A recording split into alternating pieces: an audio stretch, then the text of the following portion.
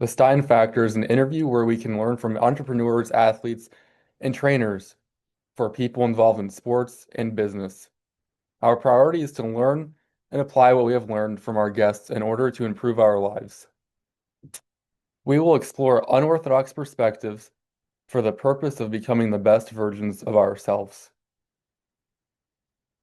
I'm excited to have David Weck on the show. David is an entrepreneur and he's an innovator. He is the founder of Weck Method and inventor of the Bosu Ball, Bosu Elite, Pro Pulsars, Soul Steps, Arm T Club, Arm T Rope, and Rope Flow. David has coined the term head over foot to describe proper locomotion. All right.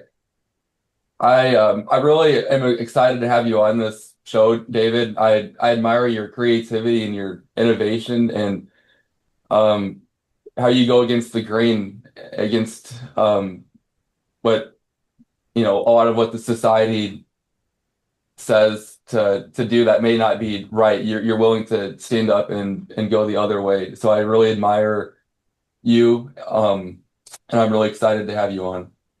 Well, thank you. I think it's a great opportunity.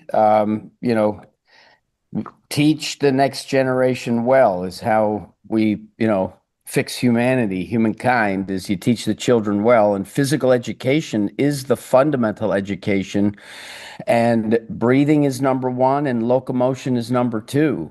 And right now we have a fractured industry because there's different factions that are saying different things. And, the science faction has been saying that we need to stiffen the spine, brace the core, so that because it doesn't generate power, we need the hips and shoulders to do it. And unfortunately for everyone, they've been saying that like adamantly for 18 years now. That's just not correct. And if we can't get walking right, well, are we really training functional movement if we're not instructing people just the basic mechanics of efficient gait?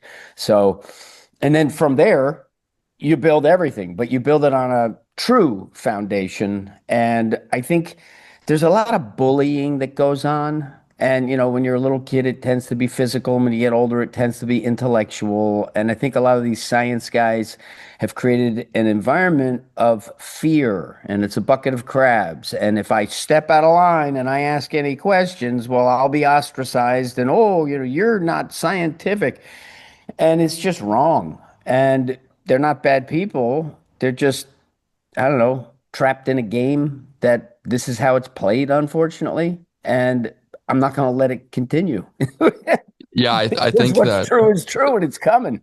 I think that everyone is a lot of these, if a lot of people in this industry, they work for a school maybe, or they're centralized and they are in an echo chamber where they go to the same conferences where they hear people that think just like them, and Yes. they listen to the podcast of people that just think like them, and it's they don't branch out, and they're never exposed to other information, and then they a lot of people like to brag about their degrees and certifications when everyone's learning the same thing in centralized education, and you and I both know that the textbooks aren't oftentimes are not right, or they're outdated, and a lot of times the peer reviewed studies, by the time they're published, they're 20 years behind. Yeah, and a lot of, I'm not anti-science, so I don't want anyone to get that impression. The scientific method is essential, and science really begins with observation. So, what are you going to study? Well, you observe something, you form a hypothesis, you test it, you either verify, validate, or back to the drawing board. And I think that's the scientific method. So Yeah, I think nobody's that arguing that that's bad, right? But I think that science has just gotten hijacked, maybe, where I think you're right. I yeah. think that's what it is. It's a power play, and once you have the once you have the catbird seat where you have defined right and wrong, and now you can be the gateway to employment, because if you don't have your CS designation, you're probably not going to get hired in a high school, college, or pro sports. And many facilities may not hire you as well because you don't have that scientific, credential. And it's it's been hijacked by people who, were ignorant of basic biomechanics, like the most basic biomechanics. And the spine, okay, the spine is an articulable joint, and all the multifidi and all this complexity, that is to monitor and to help guide the articulations, right? It's not like these little tiny multifidi all clamped down to brace it. That's just fiction. That's not what happens. So by virtue of training it, the nervous system is now practicing getting stronger at being uprooted, where the tension in your body's rising, uh, making yourself not useful in the now. You have to first depart from that and move before you can move. Whereas what we're teaching is, no, you're going to be poised to pounce so that you move at the speed of sport, at the speed of life, right? Where there's no hesitation, right? You just, boom, you set up, you go, you have balance. And I think that true physical integrity is something you can't fake, you can't buy it. It instills a confidence that is profound, and it's so easily accessible to everyone when the knowledge is correct, and then it's power. But if the knowledge is not correct, well, then you've got a crack in the boat or a leak in the tire. And that's unfortunately where we've been in this stagnation of its core stability is about being capable of doing the next movement now, right? That's really what balance is. Because if you're not in balance, you can't change it, right? But if you're in balance, you change to the next appropriate move, and it's reflex. God didn't make any other animals on the planet that stumble around out of balance. We're so smart that the technology made it so convenient and easy that, Stephen Hawking lived a life, right? So you don't need to be able to have the physical prowess in a modern world, and that's wonderful, but at a cost of most human beings are not walking with the integrity that would serve them and everyone around them better.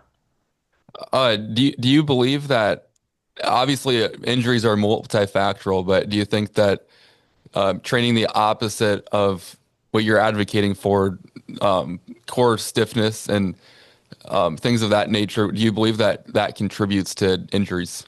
I do. I think you have many factors, and I'll talk. I think maybe like four factors that I'll raise. Is one is in the 1970s when I grew up, we all had 3 months of barefoot factored into our lives every year, and the feet are and the shoes were not as advanced as they are now. So we had stronger feet back then. And feet are something that takes a lot of repetition to get strong. You can't do 3 sets of 8 with your feet. It really won't do much. So that barefoot exposure is different than now. If you're a good athlete, you're in your soccer cleats when you're 6 years old on Saturday, on Sunday, Monday through Friday, you're off. You're never barefoot now. Okay. So the feet are fundamentally just not as strong as they were. But now you have the athletes. Second factor is they're bigger and stronger now. Okay, you're bigger and stronger and everywhere, but your feet are still weaker. Okay, now we're starting to get a recipe for problems. They overtrain. That's the third factor, this specialization, doing a groove. If all I do is a right hand and I do it a million times, maybe there's some imbalance that sets me up for injury, right? Because I didn't sort of train the other side, at least just to keep the balance in the body. And then I would say the fourth factor, and it's a serious factor, is the training. Because It's fight, flight, responsibility. If there's opportunity, if there's threat, bang, you got to go now. You got to go. Boom, boom, boom.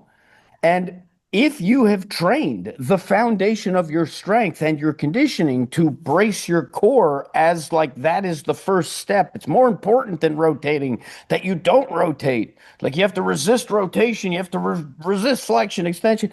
It's complete utter nonsense, and that which fires together wires together. And now you haven't practiced fight or freeze. You've fight or flight. You're practicing freeze.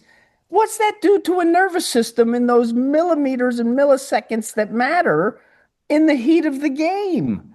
I've never seen anything like it. People running, nothing happens, and the guy needs surgery. Like, what the heck is going on? They're dropping like flies. Look at the NBA and the Achilles tears. I mean, I think Las Vegas could put betting odds on who's going to tear their Achilles this game, right? This guy's got 10 to 1 odds. I mean, the fact that there's odds at all is crazy. So I think that it's a big problem, much bigger problem than most people would like to acknowledge or admit, in fact. And you can do things to mitigate these issues. You can strengthen the feet intelligently from a young age. You can give them a better movement repertoire so that they're more resilient and have a wider bandwidth of athletic success. Maybe you can, not ingrain and practice too much, right? But in the training, there's no excuse for doing anything in training that could be detrimental to athletic performance. And the training is, I mean, snap your fingers. Just don't do dumb things like uproot every single athlete that you train and every coach who spokes out to now millions of kids, millions of adults. Like, and it's just absurdity. And this is something where the inertia of just this, like, oh, it just keeps going, right? Oh, it's got to change, but it didn't change today. It didn't change tomorrow. And like I've been working at this a long time. And now I think we've finally reached a critical mass where this is happening. And now, like the Fosbury flop and high jump, you got no choice. You're going to do the best technique because athletics is competitive and an advantage athletically is a necessity if it is, in fact, an advantage. And head over foot locomotion is the ultimate fundamental advantage. So you exist in a state of athletic balance. It's not like you cordon off an hour or two where you're going to move athletically. No, you're a big cat with confidence when you walk in, while you're there, when you walk out. So Yeah. I think I know it's happening. Yeah. And I think with COVID too, kids stayed up until 3 a.m. playing video games. And, obviously, kids grow up with iPads now and they don't go to the park to play. And I think I just have a theory that great athletes were built at a young age at the playground and playing pickup games, playing on the dangerous equipment, possibly at the park, playing Right. barefoot. And I don't think we really have any of that going on today. A lot less, for sure. A Yeah. lot less. Before we get too far down the line, can you define for our listeners what head over foot movement is? Yes. So basically, what we want is we want to master force transmission so that tension just sends down the body without restriction. And in order to do that, you have to be biomechanically balanced such that if we were to take a snapshot, your body wouldn't just fall over. So, because that will put a restrictive tension rising in the body. So if my spine is straight and my head is in the middle and my shoulders are level, when I step to one foot, I will pass through that imbalance if I'm walking and I won't even know that I'm out of balance. But if I were to freeze the frame and try to stop the gait cycle, if the head's in the middle and the foot is here, you will fall out of that position immediately if you don't pass through it walking where you're unaware of the imbalance. All right. And that lack of awareness is how millions of repetitions creep up and creep in so that like every single step you take is just a little bit out of balance. Now, the human body works with this rotational spiraling figure eight action that positions it such that the head finds a line over the support foot at the landing. The spine is actually coiled and it brings this shoulder and hip closer together. So we have a more powerful drive out of that step to land the next step in balance. And the center of mass just goes straight from point A to B, and everything in the body spirals to do so. And if we were to freeze the frame either on the foot or over the empty foot before it lands, I'm in balance in both situations. And that means that there are no aberrant restrictive forces creating hot spots in the body. If I'm walking out of balance, that lower back, when I'm on this leg, in order to help prevent this as I pass through the imbalance, this this leg is now you're committed and you're in this position, and now you can't maintain balance at contact, and that shoots the tension up. If I'm on this foot and my head's in the middle, this lower back lights up, this lower back lights up. Boom, boom, boom, boom. And this is all below perception. And that's what makes it so insidious is you feel strong, you just worked out, your trainer had you bracing, you don't even know that you're out of balance. And the better the athlete you are, the less it will affect you because your body will just govern. Like the athletic intelligence will do it. So a top sprinter like a Michael Johnson, one of the greatest ever, says that he did this, but if you watch him, he did this, which means his coach told him to do this. He did this, and they both thought that he was doing this. So you know, without, I mean, it's pin the tail on the donkey, and they spun the guy around, put a blindfold on, face him the other way. But he's athletic enough to go pin the tail on the donkey. Now, imagine if you took off the blindfold, you didn't spin him, then he could really, with intention, aim at what he's actually doing, as opposed to have some mental construct that isn't what he's doing. And that perpetuates it because the lesser athlete, given the same cue, will not have the athletic intelligence to do it. So they're going to follow the instructions, and nobody wins. I mean, nobody wins if people are moving out of balance. It's crazy. Yeah, I think one of the best visuals I've seen is Chris Johnson. I believe he played for the Oh, Tennessee yes. Titans. He ran the 40, and at the time that was the record. I at the Yeah. combine 4.24, and he was very head over foot, very rotational, and then Yeah, they you see had the a hair. yeah, and then they had the NFL reporter in a suit run, and he looked terrible. He was so stiff. He was stuck in the middle, and it just looks extremely slow. Yeah, that was the ultimate example of the polar opposites, where one guy is going to run, 4.24, which is in the rarefied air, and the other guy, you're going to get a sundial, and the sun's going to set before he crosses the 40. I mean, it's like this guy is so slow and so bad at running because he's not very athletic, and he's got to do this on TV.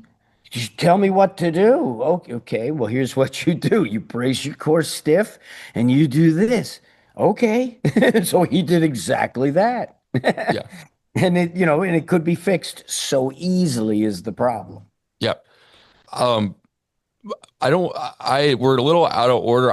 I did want to hear a little bit about your background. I know we're part of the way in, but if you would just tell me a little bit about your background. I've listened to many podcasts with you, but I'd just love for my listeners to hear a little bit about your background as both an athlete and a person, and just your career and how you kind of arrived at Mm. some of your entrepreneurship ventures.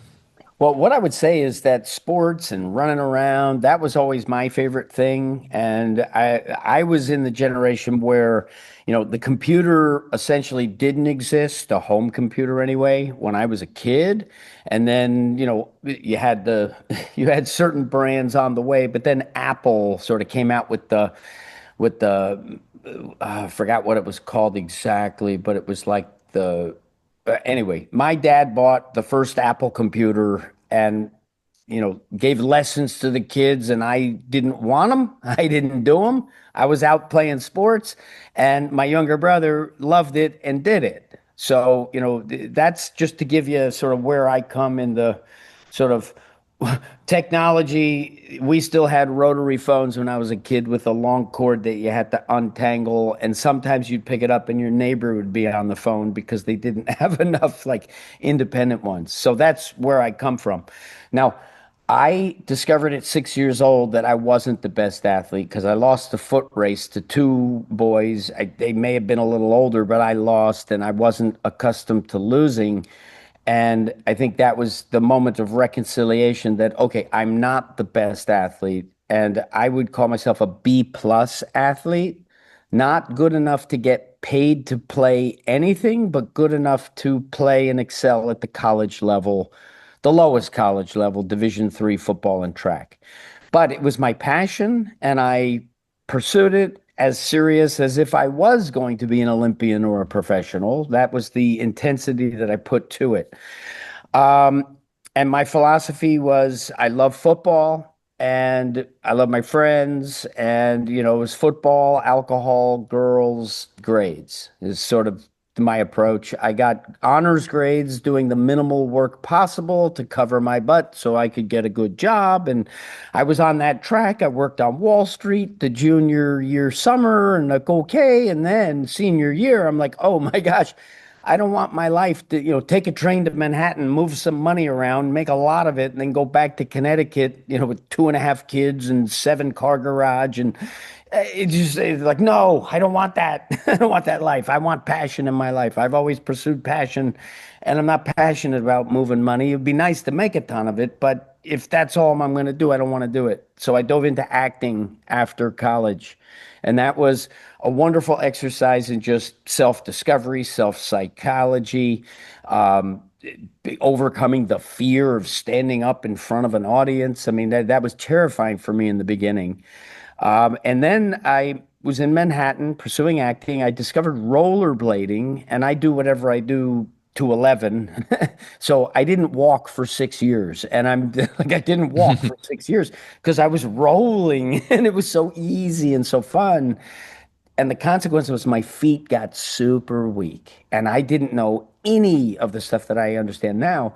And the feet being so weak gives you apprehension to loading the ground. And if you have a problem up above and the feet are weak, well, then that problem tends to stay stuck inside you because you can't commit to it with that full integrity. And I dropped a motorcycle one day, lifted it up, tweaked my back, and 3 days later I collapsed in pain. And I had chronic back pain for more than a year. And if that same situation happened now, I'd be better in less than a week. So I didn't know what to do. And I sort of discovered it. And then I found the stability ball. I started exercising on the stability ball, and then I saw a picture of Paul Chek. He was a big influencer in fitness, so on the functional side of it. If you were trying to get ahead in fitness back then, you definitely studied Paul Chek.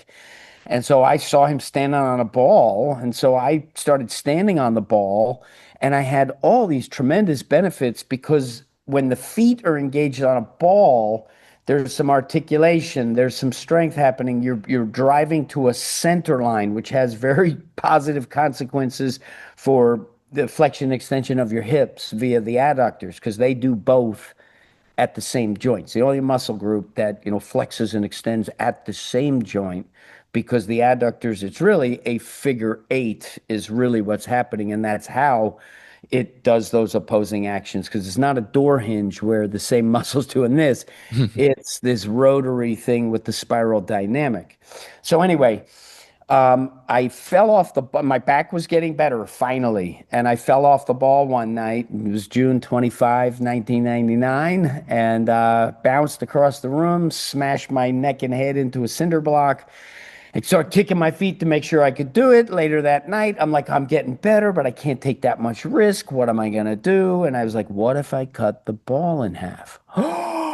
I've never seen that. Wow, that's going to be, whoa, oh my gosh. Call my agent. I'm done acting. I'm going after this thing now.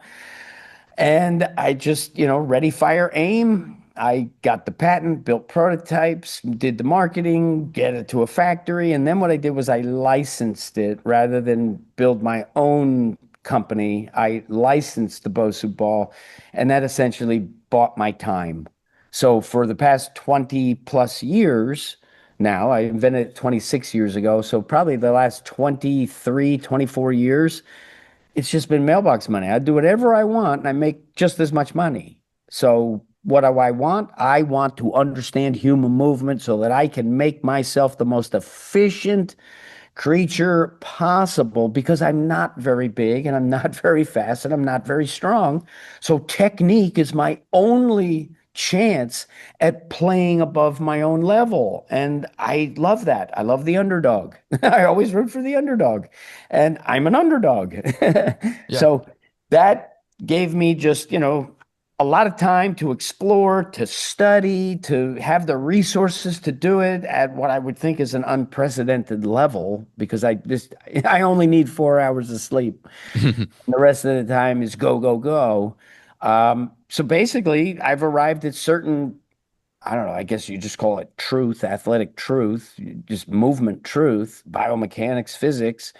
That is new information. And it's crazy that it's new because it's something that I think most people, if you asked a regular person, what do you think about walking? uh, Very few people are going to talk about how well you walk. You'll say, "Oh, yeah, I go for a walk around my neighborhood." Like, "Oh, I like to walk in the mountain, whatever." "Oh, well, I like to go for a 2 hour walk. I go for 30 minutes." But nobody's going to talk to you about the quality, right? The movement quality with which they walk, because most people's like, "Well, there's not a problem." Because you can't even perceive what the problem is. And one step out of balance is insignificant. Really, it is one, unless it's catastrophic. So, millions of steps, though, slightly out of balance, that starts to compound, right? And even a sedentary person will take close to 1 million steps in a year. And 1 million reps of anything, it's a lot of reps, right? Yeah. So, if we can get it to perfect, which we can, well, then there's no leak in the boat, right? What you build, you keep. It's not sort of on a false foundation. And I just see it as this is this is what helps humankind move forward in a world where we will not be able to trust anything. Because right now, AI can fool us in 2 dimensions, right? You could have AI make this conversation, have, me say anything you want. And then does that become 3 dimensional at some point? Like where you don't even know if you're talking to a robot? Yeah. Right? So, but what we can trust in is our own sensation, our own feelings, our own interpretation of the reality within. How do you feel? Are you confident? Right? Are you fulfilled? Or are you frustrated, angry, beaten down, and just not happy? And I think there's more and more people falling into the gap of life is so hard. My credit cards are maxed out. I got to put my kids through college. Like, oh my gosh, the car needs a $2,000 repair. That just puts us underwater. I think so many people are experiencing that. And it's such a distraction from what humankind could be because we have the resources, we have the technology, we just have too much corruption.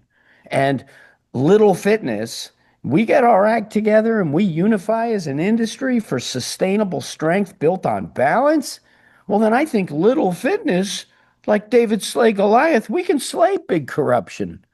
What if we don't need you, big pharma and big food and big sugar, to be lying to us? And what if we understand that exercise, movement is the king and diet is the queen?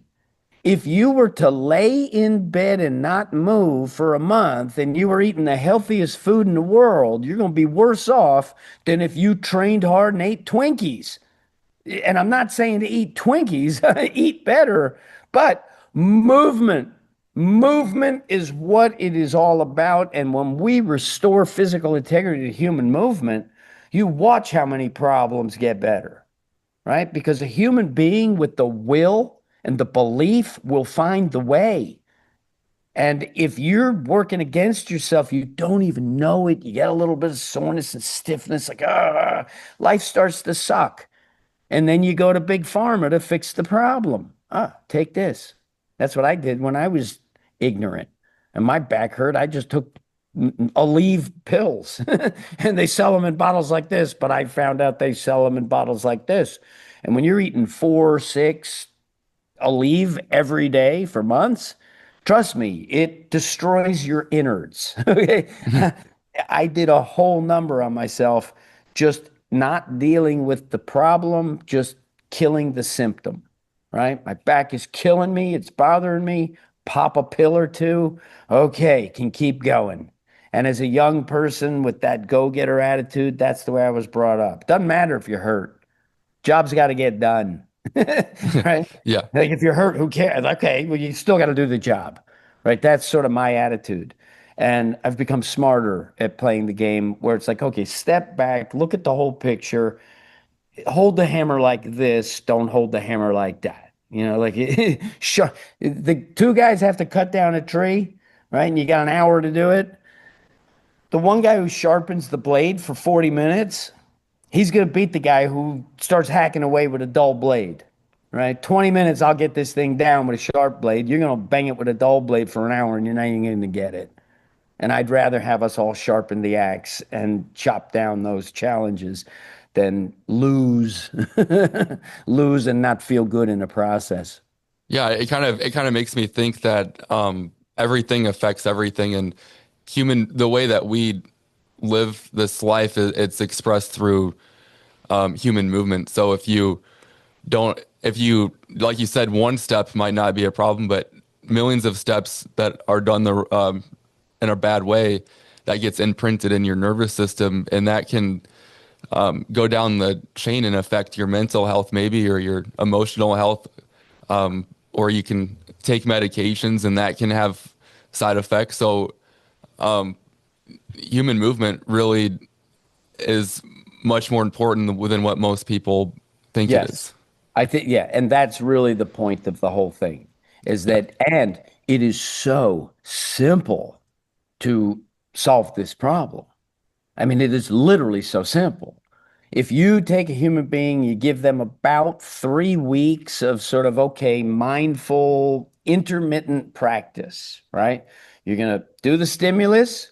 You could do very simple exercises like, deadlift hands. If you step and you synchronize this supination and pronation, it will help guide your proximal body to where it needs to be. And so you've harnessed the hands to help your body. And now let the hands catch a football, do whatever they're going to carry a book.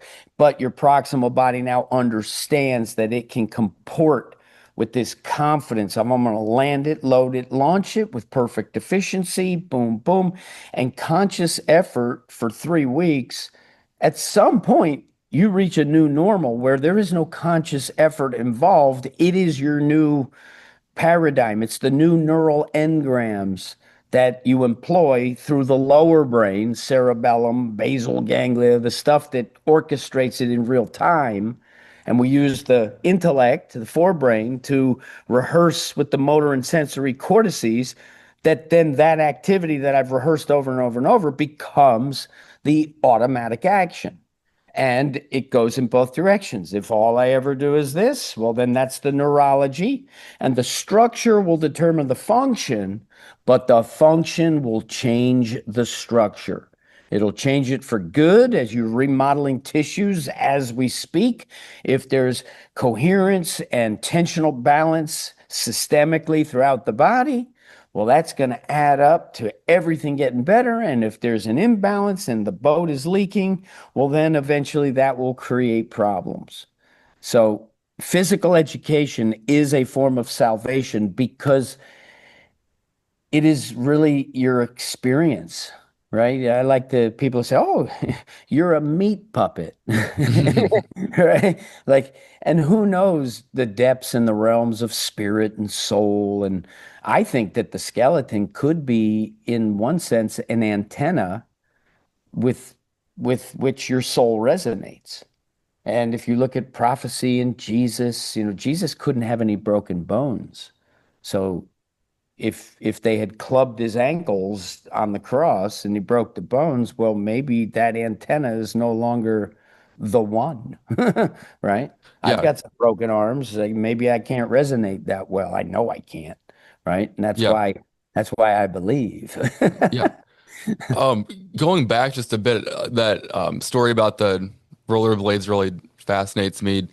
Um, I think I've seen a video of you standing on PVC pipes and almost trying to create pain No, yeah, yeah, on your right. foot. And I actually see, I don't know if you know, some of the Marvin Gary Marinovich Oh yeah. guys. I do. They do the Yeah, same thing. So yeah, that was a common ground thing that I've seen with you and them. And yeah. I don't know if they arrived at the same place or if they are coming at it from a different angle than you. But can you just tell me a little bit about what that does for you, like standing Yeah, on a absolutely. pipe? Yeah, Yeah, well, first of all, Marv Marinovich, like I was growing up when the whole Marv Marinovich, Todd Marinovich story was featured in Sports Illustrated. So I was learning the Marv Marinovich stuff in real time as it was happening in the 80s. He did a video with Jason Sehorn, and that was sort of, this. And so I studied everything that I could from Marv Marinovich. And Gary Marinovich was just at the Weck Method Lab about a month or two ago. And I'll be seeing him again down in Florida in March. that's So, awesome. yeah, there's this dovetailing effect. Now, with the feet take time to transform them to stronger, more functional. So again, this is not 5 sets of 5. You can't do it that way. It's a lot of repetition because the connective tissue and the tendons, all the ligaments, all that stuff in there takes a while to fortify. And I know this because I did it. I was a cowboy boot collector. I wanted to be like James Dean. I didn't care about anything else in my 20s. I wanted to be an actor, and I wore shoes that were uncomfortable because I felt as though they made me look cooler. I was trapped in there. My little toe lived underneath my fourth toe, and the callus from that crease that was standing on was as hard as the toenail. And my feet were like this, and they were probably size 11.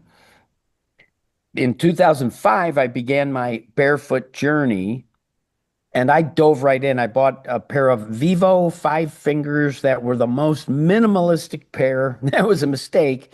And I said, all right, I'm doing 100 days straight in these shoes.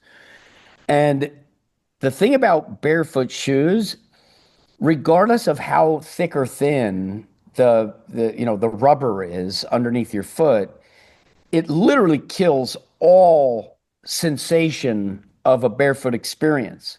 So it took me a while to learn the gait sequence with that and do it coherently enough that I was building strength and I wasn't suffering the pain of not as much strength, not as much coordination. And I was in Manhattan where you walk a lot. And I remember, the yellow bumps at the crosswalks? Those were like heaven for me back then. And this is before I knew the feet. I'd be walking in New York City, flat, hard cement, millions of steps practically. And I was just like in agony with my feet. And I'd get on those yellow bumps and I'd just be like, oh, I'd let the light change twice to just enjoy it. And then I discovered, oh, if you can find that scenario where you can apply pressure to the foot very strategically, seeking delicious discomfort. Pain is weakness leaving the body. And it is only that if you're not overwhelmed by it. Because if you're overwhelmed by it, you're not seeking solution. You're seeking like retraction from pain. Oh, defense. And now you're not letting your body change. So you have to meet yourself where you are. And the very first thing that I do for feet is in front of the heel bone and back of the fifth metatarsal. There's a big chunk of meat, and I call that arch number one.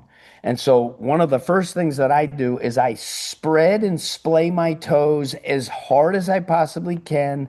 And then I stand on a cylinder. A PVC pipe like this will put less pressure than a broom handle like that.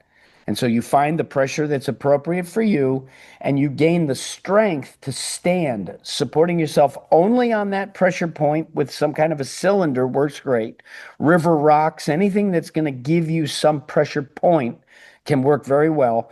And then you develop the strength that when you put pressure on, that used to make your foot cave in because it was weak and it hurt too much, you now develop the strength that you can weight that, keeping the toes extended and splayed. Because there's going to be application where you curl the toe, right? That is an athletic application, or just an application in life, and there's application to spread the feet. And when I have the strength that I can maintain that extension and splay despite the pressure that would otherwise curl them, now I create more vertical potential within the foot itself.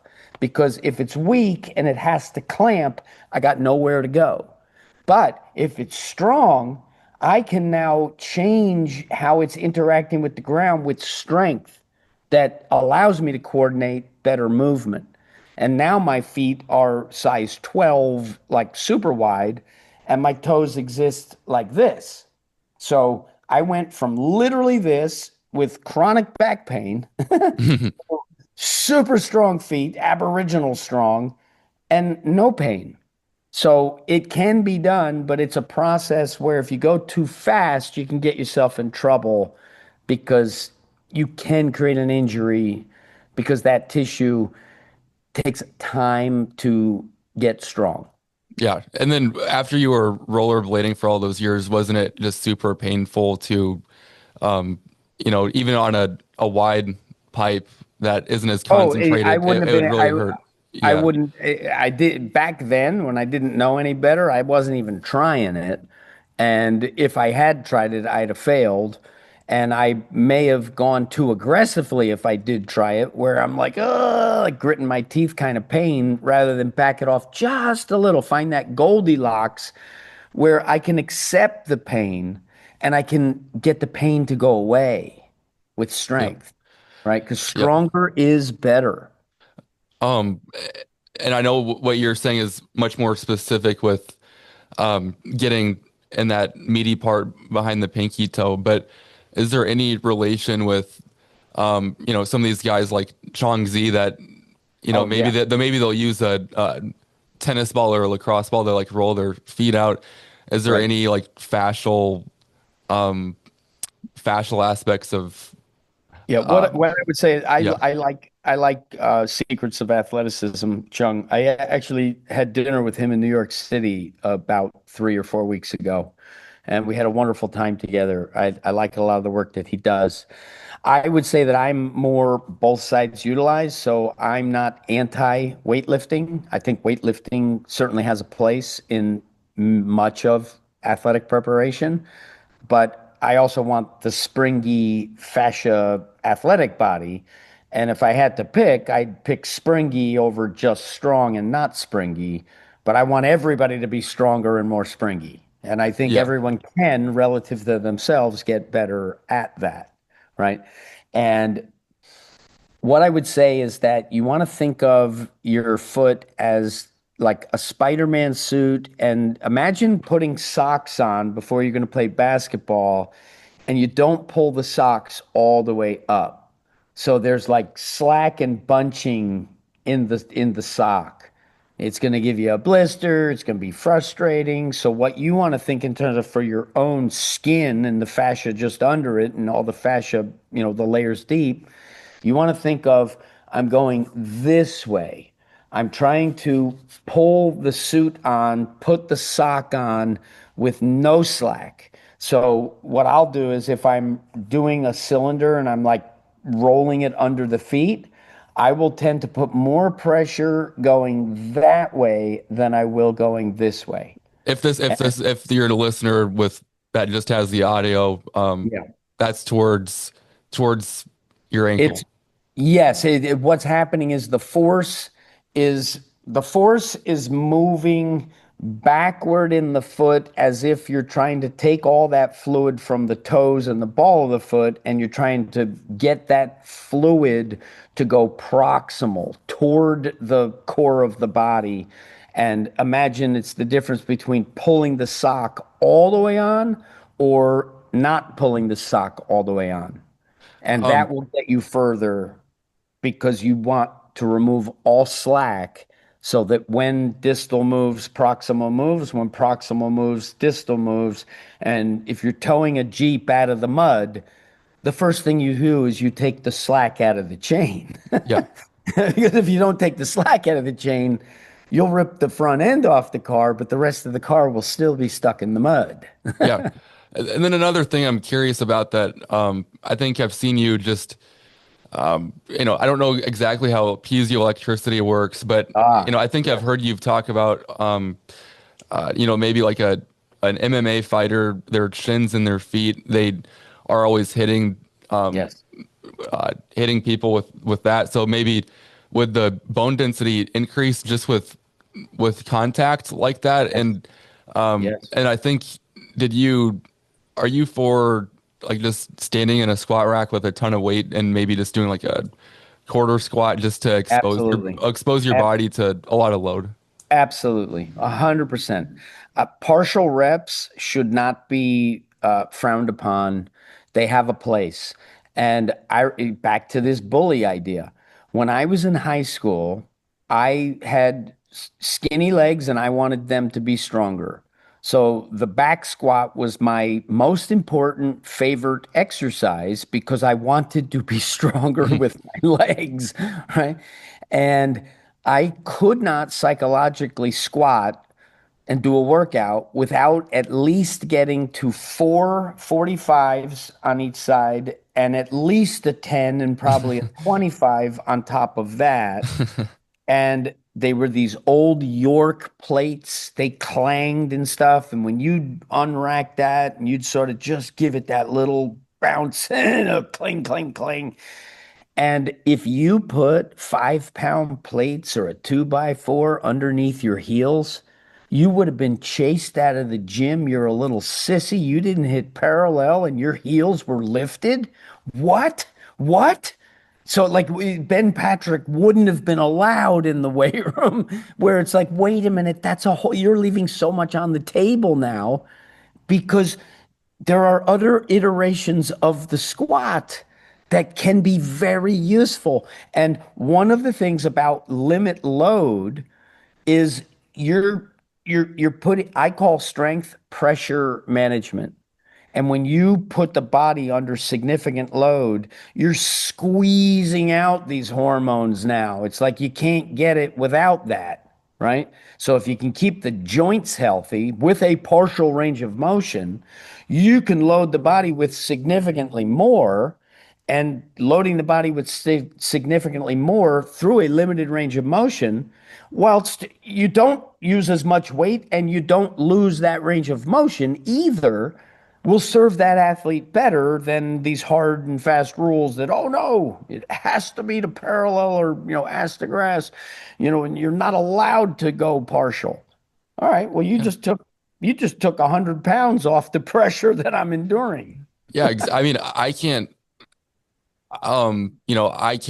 like deep squat anywhere close to as much, without hurting my back. And then you're leaving a lot of weight and pressure on the table of what you can expose your body to. And I think too many times, people training athletes, they go for more of the CrossFit and general fitness trends. And there's just been so much, what's the word I'm looking for? There's a lot of negative connotations in their mind with, oh, you're a sissy, you're not doing a full squat, and we just Yeah. have to take a separate that and take a break from that because, the CrossFitters, they're not the fastest athletes.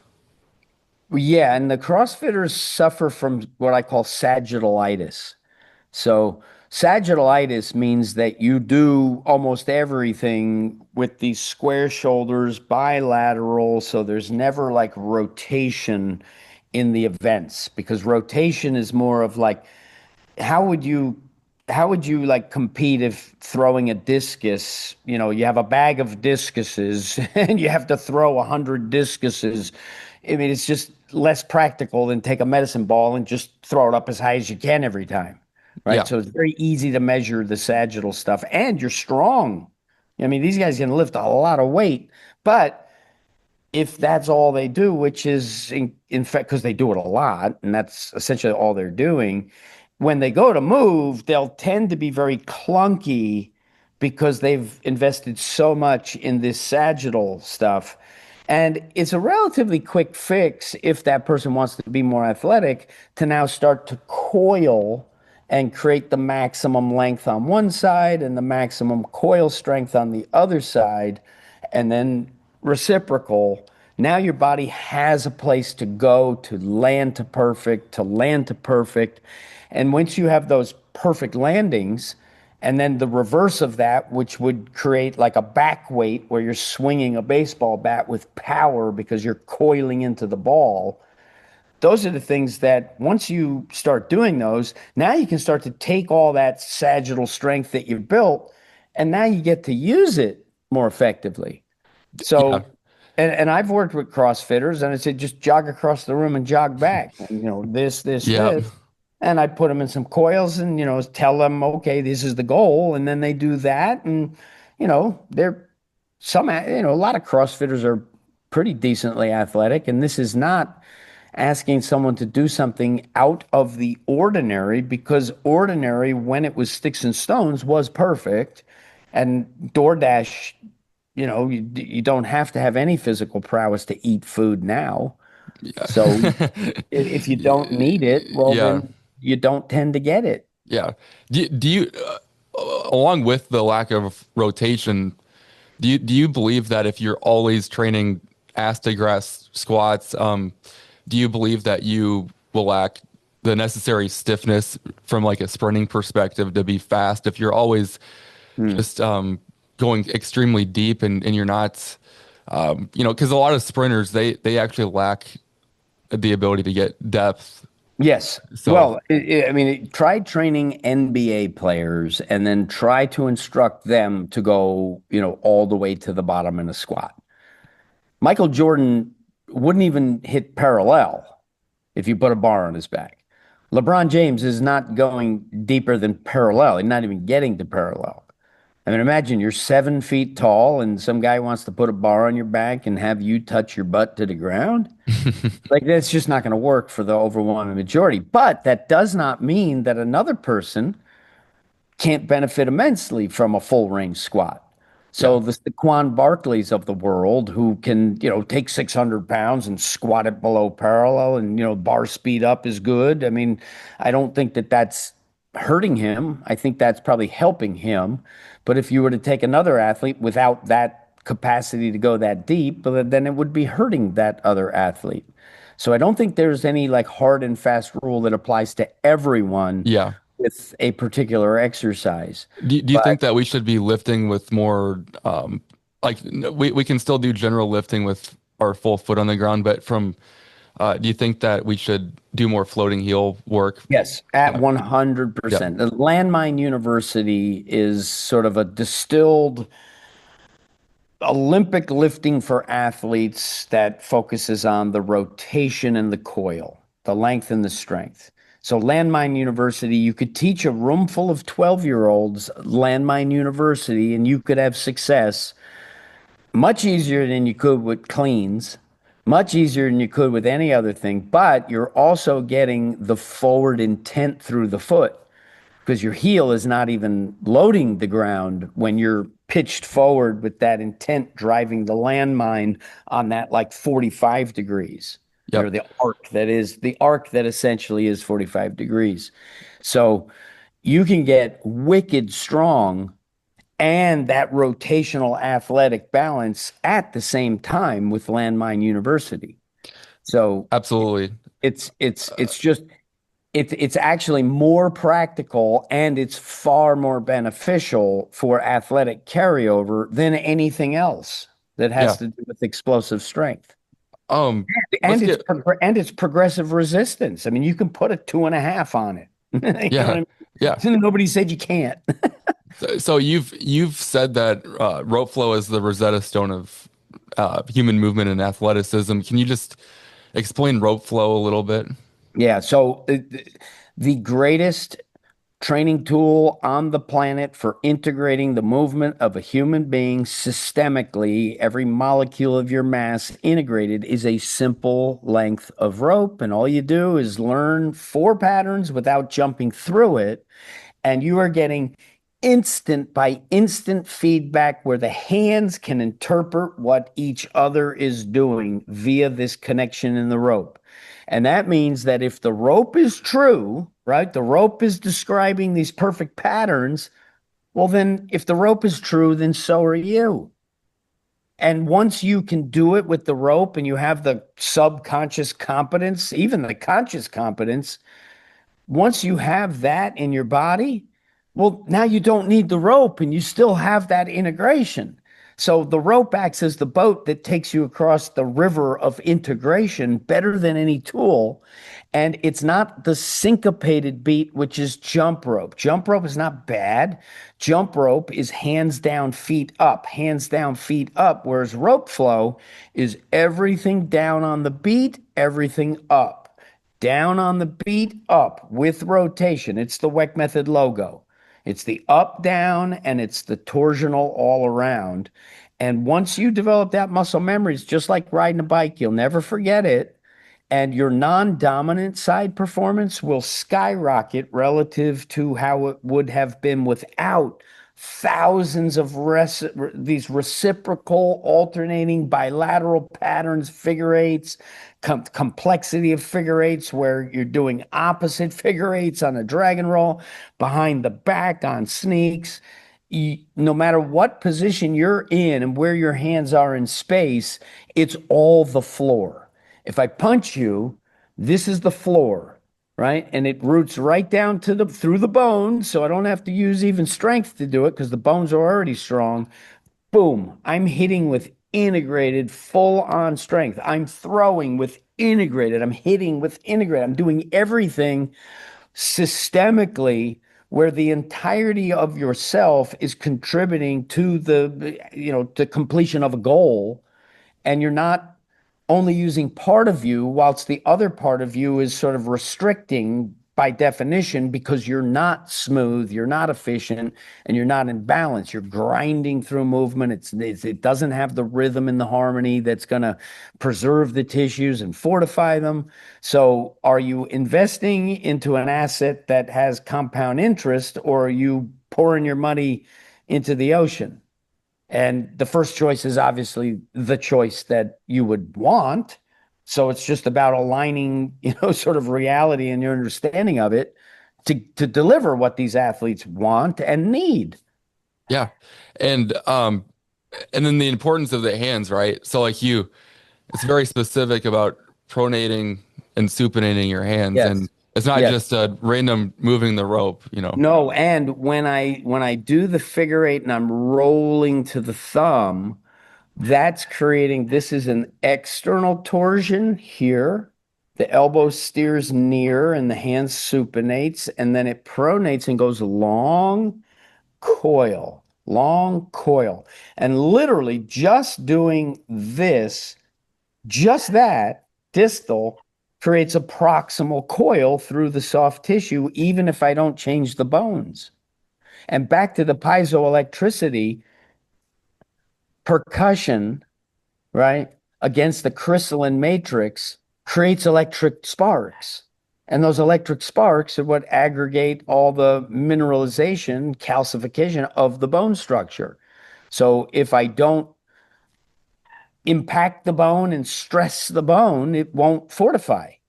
So, and the same thing with the fascia. The fascia is where the nervous system exists. All the sensory stuff where you get the proprioception is fascially driven.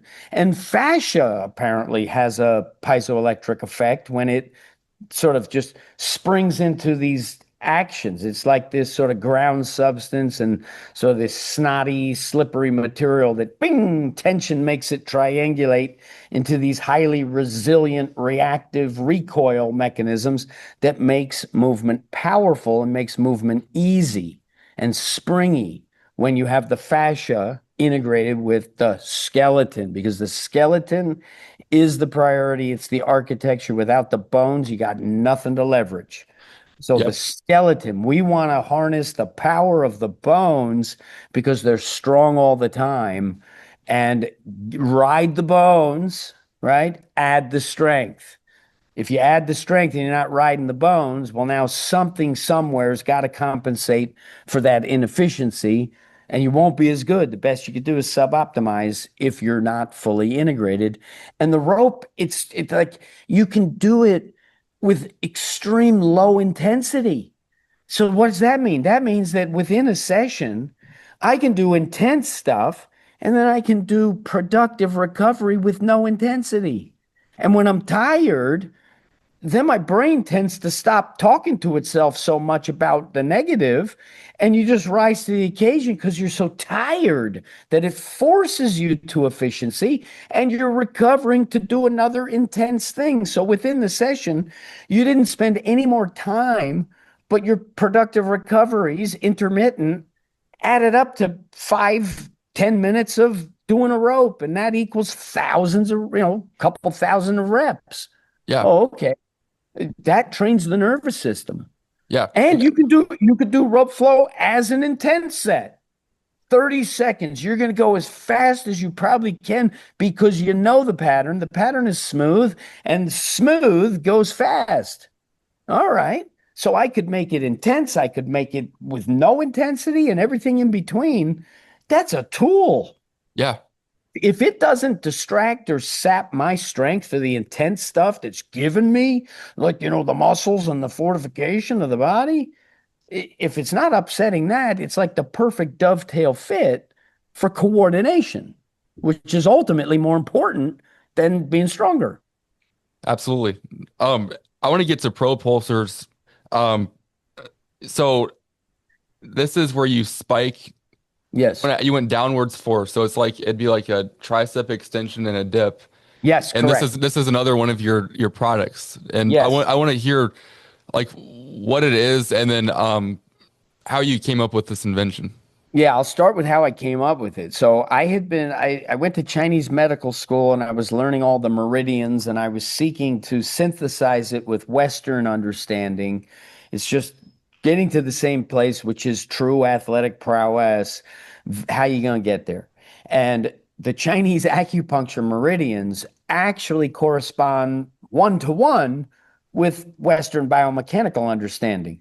And so I was doing this sort of wind and whip exercise where I'd flick my fingers out like this and I'd gather them by folding the fingers and enveloping the middle with the outside. And I won't go into the meridians, but there's a logic to doing that.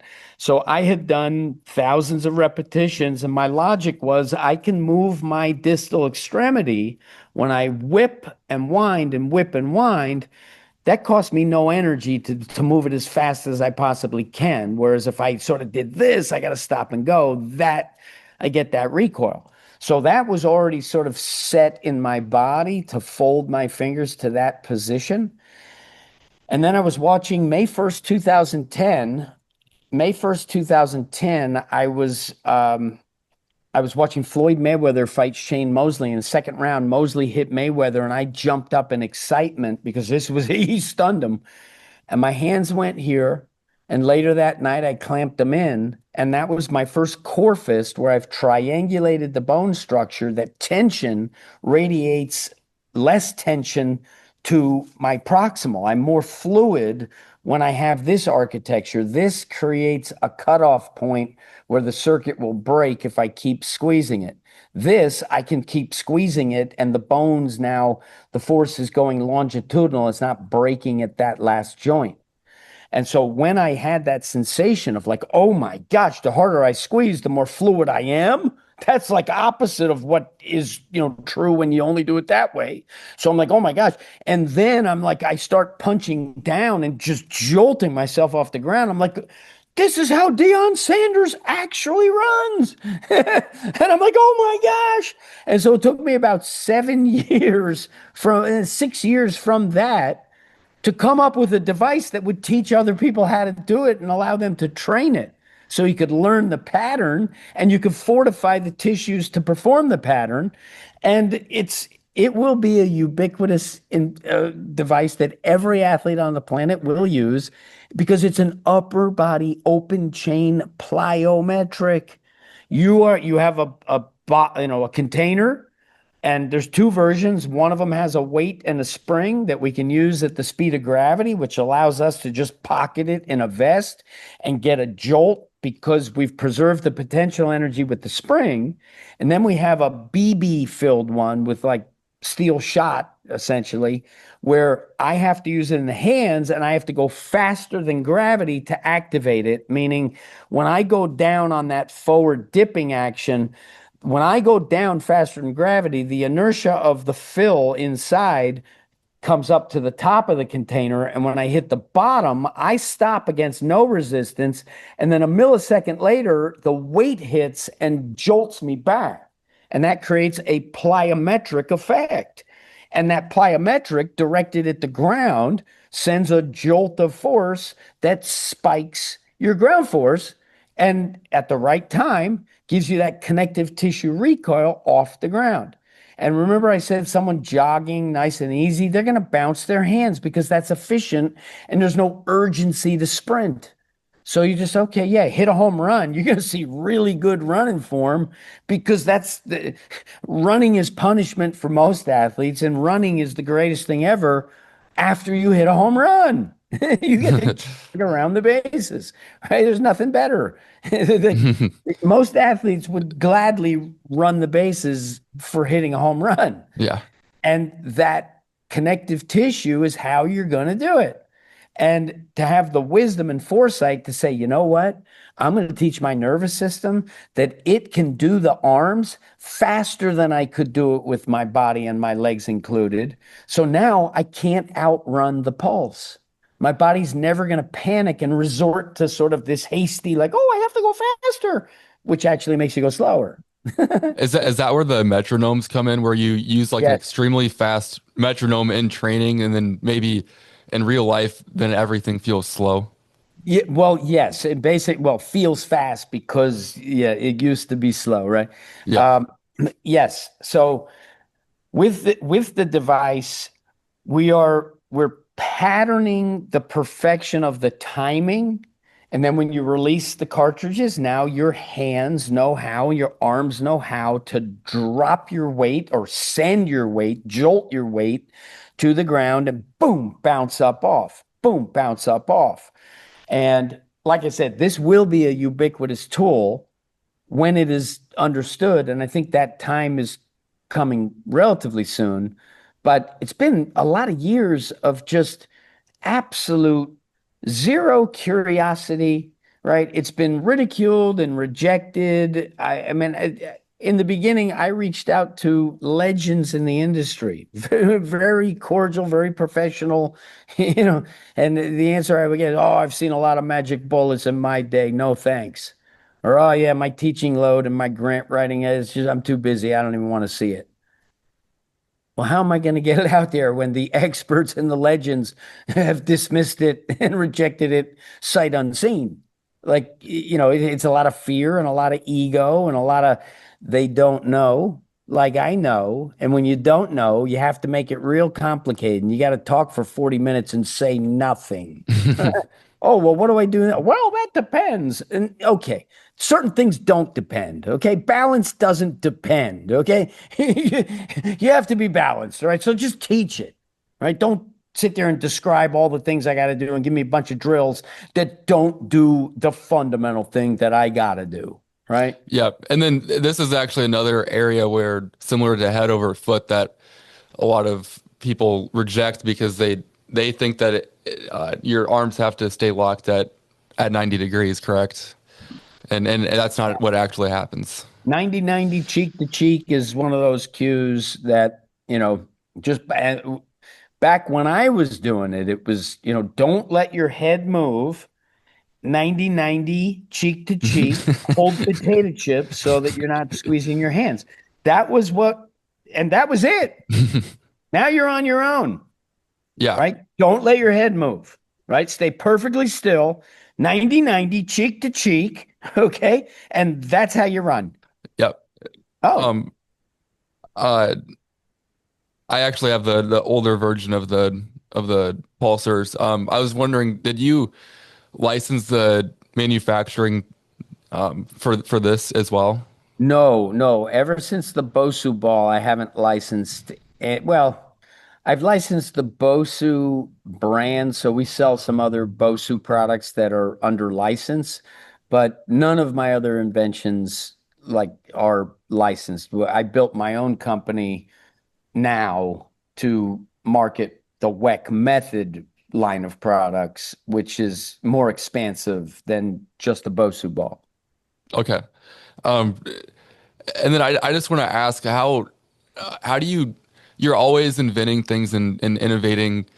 Are these just random thoughts in your head and then you just go for it, or what's your process of innovating and creativity where you can come up with all these products and inventions? Because you have the rope flow, you have propulsors, you have the Bosu ball, and you have other things as well. You have a deck, Weck deck, is that correct? You have Yep, yep. With the a mace.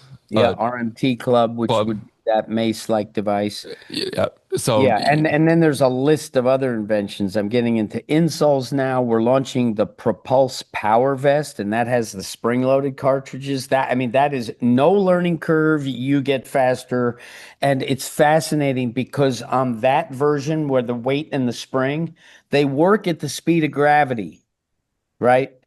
Your center of mass can only drop at the speed of gravity. It can't drop faster unless you can pull, like an Olympic bar, I can pull myself under it to go faster than gravity. But if I'm not doing that, my center of mass can't go faster than gravity. And with these cartridges, what they do is they sort of have a dead blow hammer effect in that you're going to hit with yourself and then the weight's going to hit after you've landed. So if it's dead weight, it just burdens you with itself at the moment you land and the moment you launch. It's not an advantage, it's only burden. And that's why fast people don't wear weight vests because it upsets the mechanics and the timing, and they will actually get slower as they get stronger with the weight vest. The Propulse Power Vest, actually, you have a lower peak impact force because the delay of that weight came after you landed. But unlike a dead hammer, we're not sand landing and stopping. We have a metal slug on a spring hitting a hard bottom of the thing. So it hits down after you land and it jolts up before you launch. And so the nervous system and the joints, people with joint pain, bad knees, they can bounce up and down in this thing. And most of the time, they're like, oh my gosh, this doesn't even hurt my knees.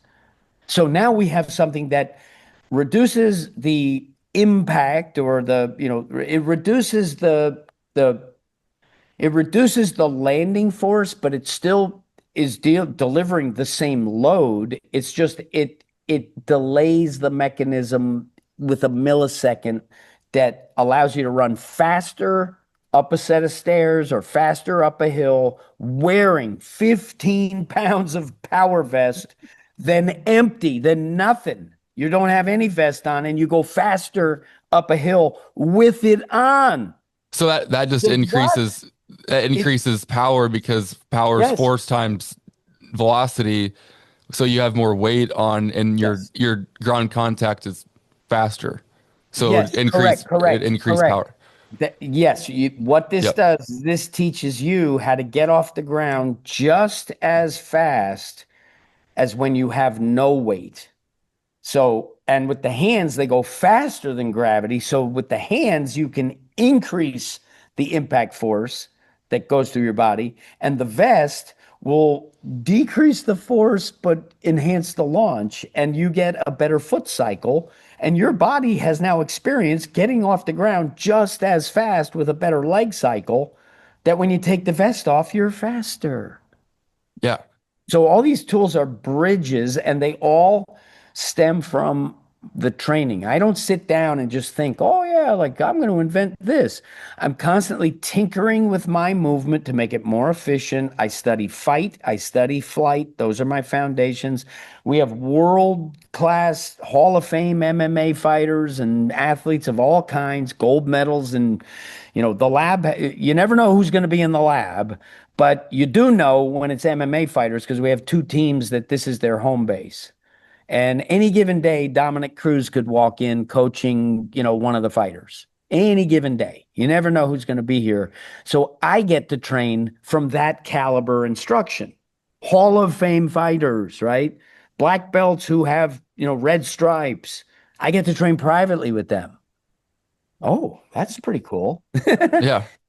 And I get to inform them and teach them certain architecture and structures that are physically advantageous. And now, because like someone like a Dominic Cruz, when I met Dominic, he was late in his career and he's not, his fingers are mangled from punching. So to teach him the subtlety of these things really wasn't what we did. It was more global movement with Dominic and doing, training that would support his style, which is, a very unique style, a great movement. And we're able to have in-depth conversations because his understanding of martial arts is so deep and so vast. But I'm also able to contribute to his understanding and he deepens my understanding. So there's a mutual respect that we have because my work is on track. And what I'll do is I'll just walk the swap meet. I'll walk the aisles at Home Depot and I'm just looking at stuff and I'm thinking like, oh, well, maybe what if I did that to this and that to that and do this there? And oh, the swap meet, like I didn't even know that thing existed. That thing I could. So it's just this synthesizing process of how can I combine certain elements to create something that's new and advantageous. And since I'm always doing that, I come up with a lot of things. Yeah. I see that you're a big advocate for knickknacks. Do you think that nicotine has aids your mental processes of innovation and Yeah, I mean, improving? yeah, and nicotine is really interesting because I drink coffee, but I can go cold turkey and not have headaches. And, I can still function if I don't drink coffee. But I like my life better when I do drink coffee. So I would say it's habit forming for me, but I wouldn't say that I'm addicted to it. And then nicotine, I had sort of a fear of nicotine, thinking like, okay, it's close association with smoking. I grew up, Nancy Reagan, just say no. Smoking's bad. I need wind as an athlete, and nicotine's addictive. So, and I had smoked cigars as a actor in New York, and I smoked cigars daily for many years, but I wasn't inhaling the smoke, that kind of thing. But so I was listening to Andrew Huberman and talking about the neurogenesis and potential benefits of nicotine as antiviral, antibacterial. Like Dr. Artist as well. I don't know if you've seen him.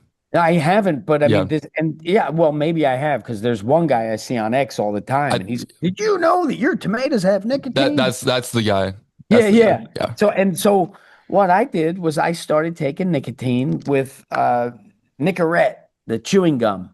And I started out really small. Like I took a 2 milligram, I cut it into four pieces. Like, okay, I don't want to get addicted to this stuff.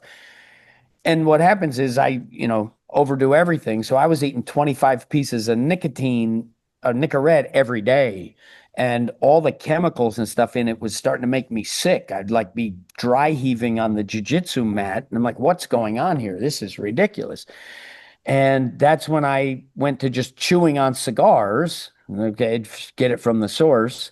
But then I discovered these knickknacks. They're little mints that have nicotine. They're very clean and pure, and I just like them. Yeah, And in the morning, I have coffee and I have a knickknack, and it helps with elimination. And this and this, um, I drink my coffee cold with ice, watered down so it's not that strong. And it used to be just piping hot, as thick as mud. And so, things change. But I do feel as though the nicotine gives me a mental acuity and sharpness that is an advantage for my mind. So, but I have tested and gone cold turkey, 2 or 3 days, and I just like life better when I have nicotine. I like exactly. life better when I have caffeine. And I would say that they're both habit forming for me because I do it every day. But I've tested it and it's not like I short circuit without it.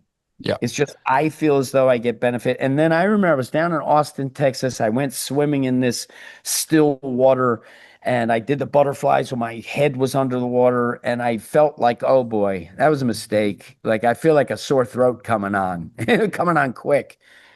I did nicotine and I let it sort of go to the back of the throat. I didn't have a sore throat. And I think the nicotine helped. And maybe it didn't, but I think it did. And I would do it again that way. And, my son is 16 and I've given him nicotine, sore throat. Well, try this, see if it works for you. Right. Yeah, So and I, go I'm ahead. not afraid of nicotine anymore. Yeah, I think it really ties in well with one of the themes of this podcast is questioning the centralized view on things, and I'm not totally advocating for people to Yeah. take nicotine, but with head over foot with the double down pulse, with nicotine, with sunlight, other things maybe like eating red meat. Sometimes you're not always being fed the right information from Yeah. centralized sources, and you Right. really have to look for research on your own and really question the motives and where the money is and why people are saying what, and come up with your own conclusions on your own after you discern, and not always taking things the way that is given to you, because a lot of the Yeah. winners of the awards, they write the history books. Yeah. And the bankers create the wars and they're the Yeah. winners. Yeah, exactly. And I think now more than ever that is true. Like we've been betrayed with lies and nonsense, and it's so obvious right now that it's absurd. It's completely preposterous, right? I mean, where's Epstein's list? I mean, come on. You know what I mean? Like this is beyond preposterous right now. And, you know, the unfortunate thing is that, people like us probably can't have any direct effect, but little fitness, baby, little fitness. You make individuals strong and sustainably strong because they have balance now. Well, maybe I'm less susceptible to nonsense because now I don't have this internal incoherence between my upper brain and my lower brain. Because if my lower brain is busy compensating for my imbalance, the upper brain is now, oh, it doesn't even know it's out of balance. Oh, I'm confident. I'm strong. I'm smart. I'm dedicated. Yes, you are. But your lower brain's going, why are you burdening me with this? I'm going to make it hurt right here. Right? I'm going to give you more frustration, right? Easier to trip into anger when you're frustrated and in pain and not performing at your best. So if we can unify little fitness on the foundation of perfectly balanced locomotion, head over foot. It is literally that simple, and that doesn't cost anybody anything. So it's not about making money, it's about creating value. You can monetize value, but if it's just about making money, it's probably not going to endure. People aren't buying P90X right now. They're not buying Insanity right. They're not buying a Bowflex right now. Those things, boom, both balls,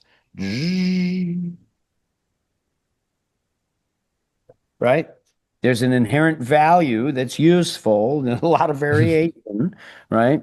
And if you know what you're doing, it doesn't make healthy athletes weaker. That was a narrative created by the science, peer review, to push their agenda that you had to be stiff and straight through your spine.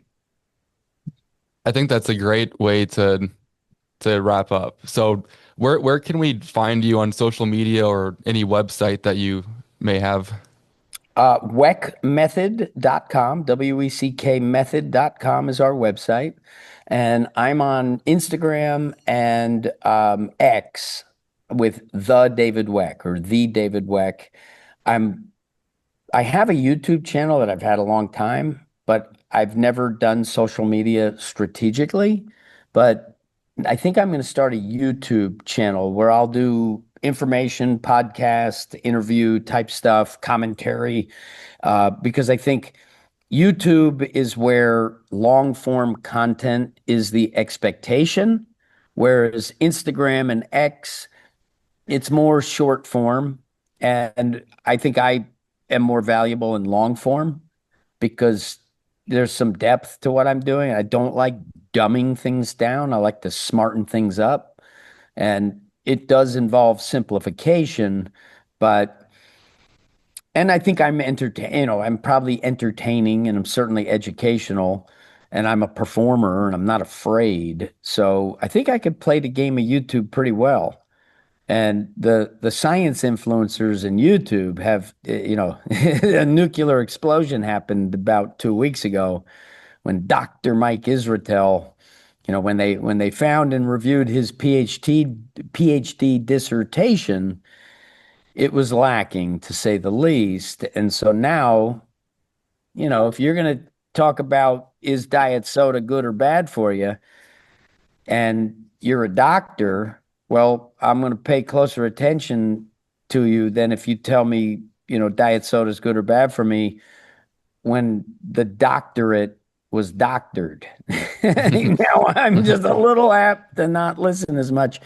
But the guy's got like 3 million followers on YouTube, which means that I can now play the game, talk about Mike, right? Make some funny things, tease him a little bit, and then pay him his due. I like the guy, right? But I'm going to exploit the opportunity, do something fun and crazy on YouTube with information because all I care about is that every person on this planet has the information, the knowledge to make every step stronger. That is my number one goal. Every step stronger has been painted on the building, on the wall, in both labs that I've ever had. Okay. Every step stronger. That is my mission. I say it every single day. I'll have to come out to San Diego sometime. You're welcome to come out anytime. The lab, well, you'll have a great time at the lab. Thanks for coming on. I really appreciate this. Well, thank you, Joe. I really appreciate the opportunity to just, keep on banging the drum and spreading the message. Thank you.